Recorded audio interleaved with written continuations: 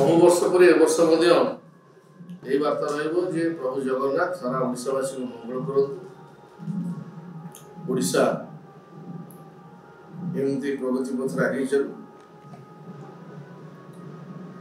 बर्तमान ओडिशा तो दीर्घ 24 वर्ष पर नूतन सरकार आशा विश्वास पुराना सरकार को जो कार्यधारा कार्यशैली आगे नब अनेक लोकाभिमुख काम भी से करेंगे ये आशा विश्वास हो बीजेपी राज्य में 11 लाख नियुक्ति देव किंतु देखिए केन्द्र से जो कहते 2 कोटी नियुक्ति ताहा वर्तमान पूर्ण हो पाला नहीं कोन तरह राज्य कहते 1.5 लाख नियुक्ति खर्च ओडिशा देखो अतीत में केन्द्र में कहते जी नियुक्ति देवे पार ना अनेक कटाक्ष कर किंतु बर्तमान ओडिशा रे नूतन सरकार कहते से नूतन भाव नियुक्ति देवे तो समय दि जाऊ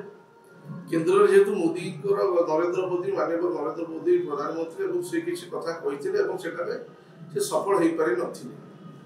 आज राज्य में नूतन सरकार माननीय मोहन माझी को नेतृत्व में प्रतिश्रुति देखते से प्रतिश्रुति केते दूर पूर्ण हम से समय दि जाऊ ये तो प्रतिश्रुति पूर्ण करती आम कहीं आशंका शंका कहीं व्यक्त करना तो जदि नूतन नहीं गोटे मास सरकार